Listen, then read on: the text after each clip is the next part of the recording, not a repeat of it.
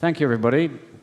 I'm going to talk to you about electric vehicles, EVs, and how they're going to be available to everyone if we at Zap&Go have our ambition fulfilled.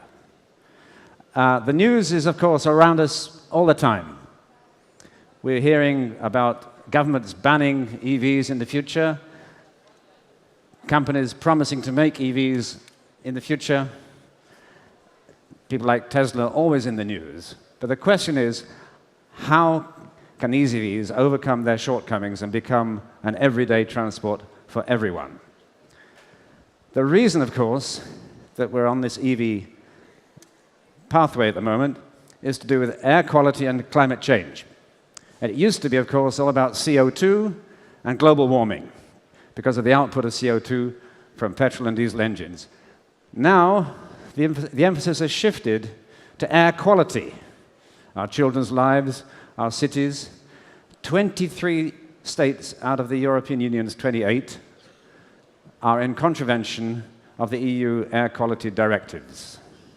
And the culprits are a number of villains, and we got them here: NOx, nitrous oxides, sulfur, CO2 in the middle, but that isn't toxic, it's just too much of it. And on the right, two particular villains: particulate matter, PM.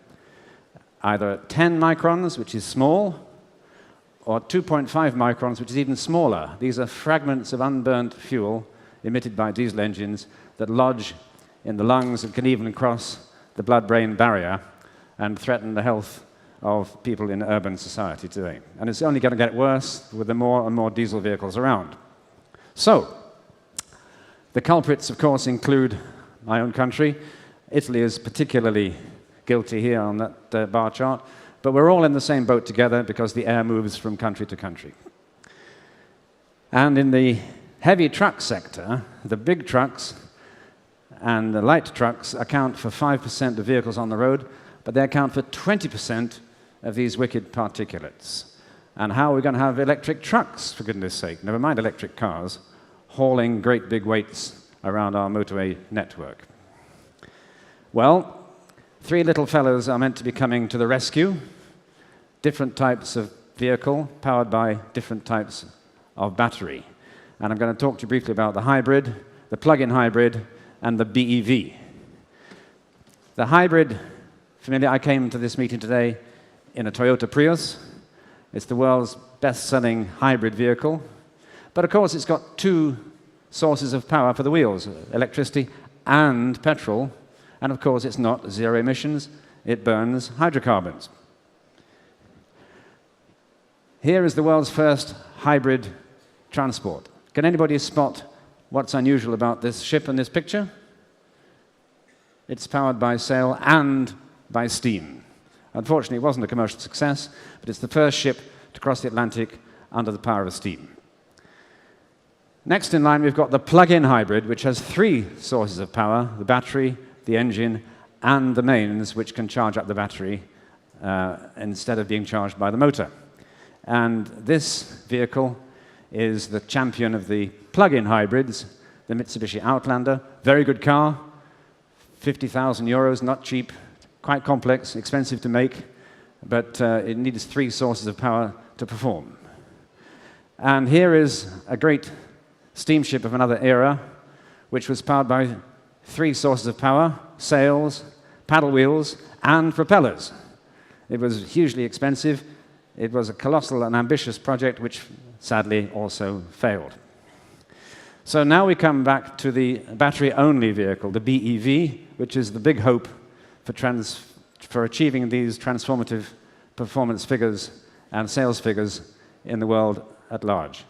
And here is the first ever BEV, back in 1898, developed by Porsche, which was powered by batteries, as were other cars in the early days before they gave way to the petrol engine. So there's a long heritage of attempts to make batteries drive cars. Today, the modern BEV is a small car. It's an urban car like the BMW i3 or the Nissan Leaf. They're not yet made in vast numbers. In fact, they're rather disappointing in their sales levels because they take a long time to charge.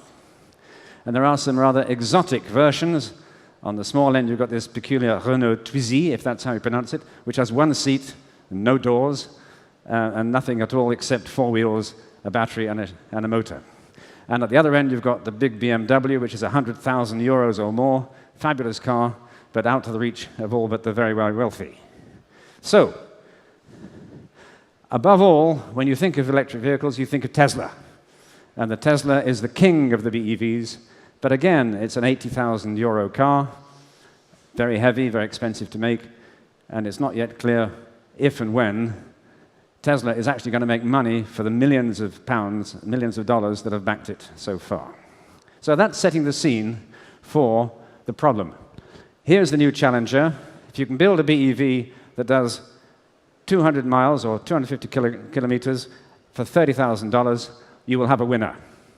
So the automotive industry says, and this is General Motors' challenger to achieve that target. Now, all these predictions require huge numbers to come true. EVs only represent, in the UK, a fraction of all sales, less than 1%.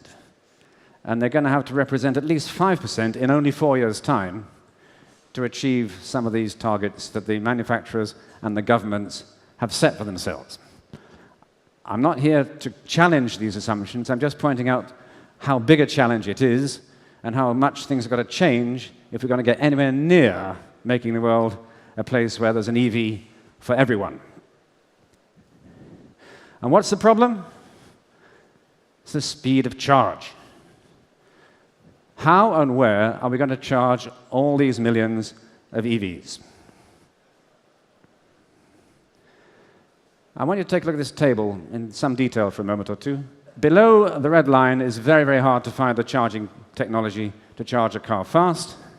And if you want to charge a car in a few minutes, you've got to have an enormous 350 kilowatt charging technology. And that's enough to run a hospital or a road or a street of houses. It cannot be done the way things are today. We have to have something new to accelerate the charge speed. And if you do charge it quickly, that sort of thing can happen because lithium is highly flammable and explosive material. So, we at Zap&Go have developed a technology which will charge up fast. You don't need to charge at home, you don't need to charge in the street, you'll charge in a gas station. Now, if we want to charge a long-range vehicle, say the grid people, home is not the place to do it, and the street is not the place to do it. You've got to build a new generation of filling stations where you fill up your battery vehicle fast, just like you fill up a petrol or diesel engine fast, in a few minutes. If you don't, that will be the consequence of a large number of electric vehicles. And what we have at Zap&Go is a fast-charging battery technology. This is a prototype or a pilot specimen of our product, which is now going into production this winter. We are not using lithium, which doesn't like to be charged fast. We're using nanocarbon technology, and it will charge in a few minutes. It doesn't do as much work as lithium, but it is a complement to lithium. We will charge up fast, and then we will pass the charge to lithium while it's on the road. It'll look a bit like this. Firstly, you have a bank of these on board the EV. Second, you'll have a container full of them at the filling station. The EV, when it needs power, says to the driver, pull in over there, there's a bank of cells ready for you to draw the power from. The driver hooks up, and in minutes, the charge that's already loaded in the container is transferred to the battery vehicle safely and in a few minutes flat, while at the same time, your neighboring car is filling up with petrol or diesel. So that is the vision of our company, to bring this to the automotive market. We're not beginning there. We're beginning with something a little less challenging. We're beginning with cordless tools, power drills, household appliances that are cordless and need fast charging, as anybody who's got a cordless cleaner will tell you at home. So, we are Zap&Go. We're 4 years old. We're an Oxford University spin-out. We're located in the Harwell campus, and this is our technology.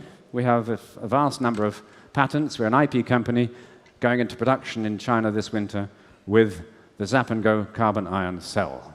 Those are its virtues. It has long life, it's safe, it's recyclable, it operates at all temperatures, and it provides a great deal of power at short notice. I will close with a picture of the filling station of the future, which will have our cells on board the vehicle and on board the pods on the left by that vehicle there. We are Zap&Go. Thank you for listening.